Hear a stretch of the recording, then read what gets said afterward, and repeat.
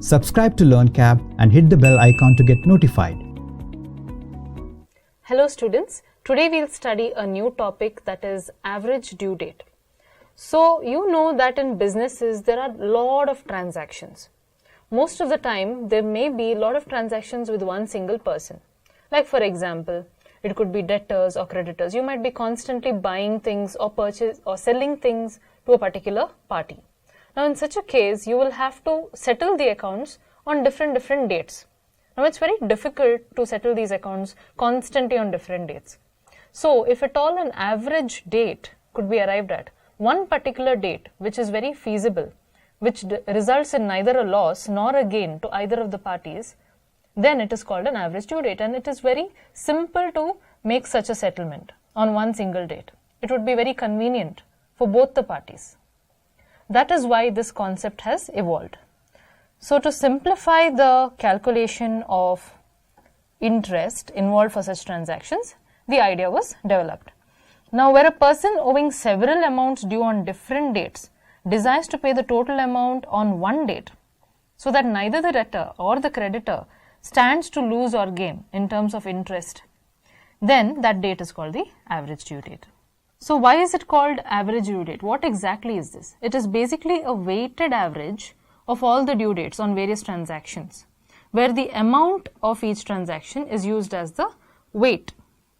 So the unique feature is that the party making the payment neither suffers any loss nor gains in any manner. We will see this practically when we work out a problem. Now, it is generally used in the following circumstances. One is for calculating interest on drawings of partners, then for settling accounts between principal and agent, for settling contra accounts. Contra accounts means it between two parties, where one is selling goods and also buying things from another person. So for making lump sum payment against various bills on different dates with different due dates. For all these scenarios, an average due date concept is utilized. Let us look at this in detail. What is this average due date? Why is it average due date? Basically, it is the mean. Mean means average itself.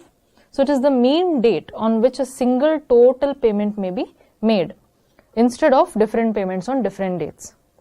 So where the payment is not made on average due date, if at all you find out the average and you decide upon one date based on the average due date and the party fails to pay, then in such a case there can be a charge of interest for as many days as the payment has been pending.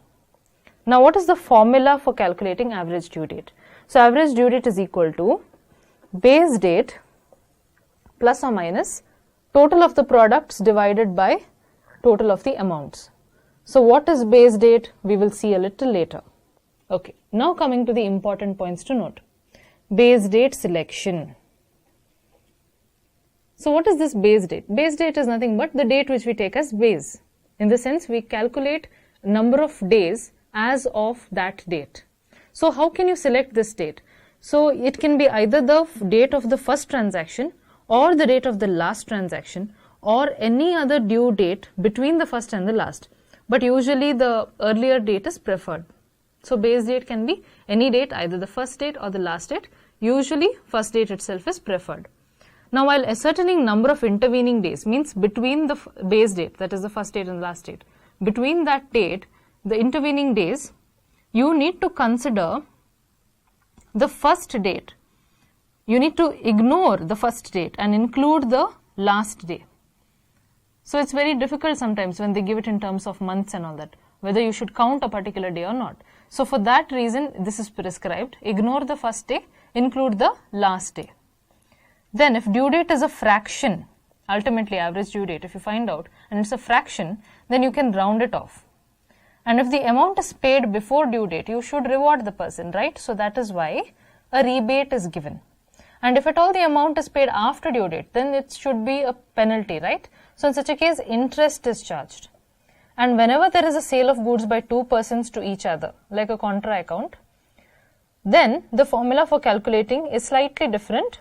It is base date plus or minus difference in products divided by difference in amount. Difference means how much money you have to pay and how much money you have to receive. That difference.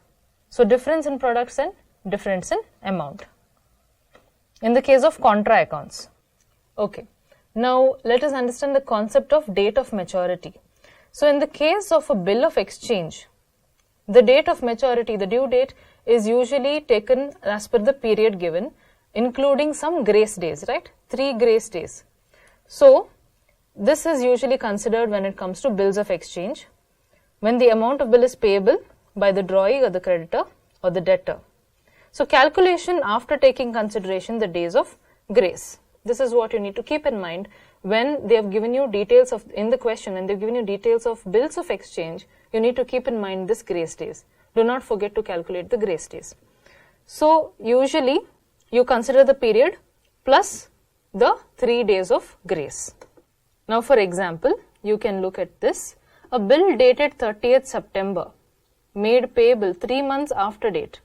So 3 months after date means 30th October, 30th November, 30th December, plus 3 days, 31st December, 1st January, 2nd January. So that means the due date is 2nd January. Be careful, don't just write 30th December. So the due date was 30th December, but the maturity date was plus 3 days.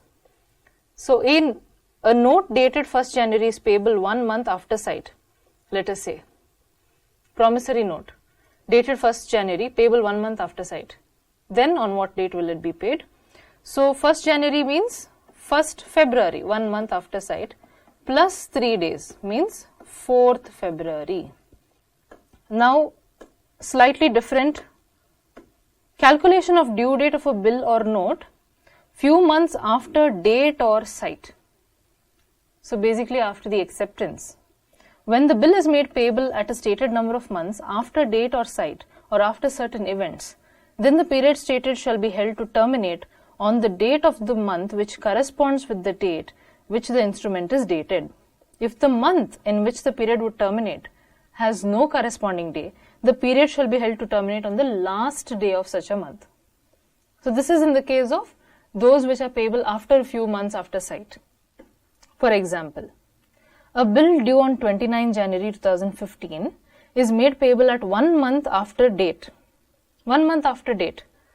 So the due date of the instrument will be naturally 28th February, because it is in February you have 28 days, right? So 1 month means 28th February plus 3 days.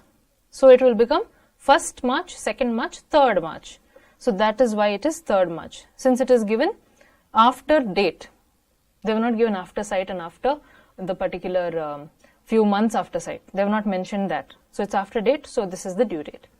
Calculation of due date when maturity day is a holiday. Now here is something you need to be very careful about. You need to observe what sort of holiday this is. So there is something called public holiday. What is this public holiday? Public holiday includes Sundays and other days declared by the central government as public holiday in the official gazette. So if at all this is the case, public holiday is the case, the amount should be paid on the preceding day, means previous day. Now, if at all the preceding day is also holiday, it will fall on the day preceding the previous day, means even before that previous day. But if it is a sudden holiday, then it will be paid on the following day, like an emergency holiday, which is not pre-planned. Then it is on the next day. In summary, over here, in the form of a chart we have made, if maturity day is holiday, if it is public holiday, that is Sundays and other declared days, then it is the preceding day. If that day is also holiday, then it is previous to that preceding day. But if it is emergency, then it is the next following day. Now that you all have understood all of this, we will close this session for now and we will meet again in the next session and work out some problems. Thank you. Subscribe to LearnCap and hit the bell icon to get notified.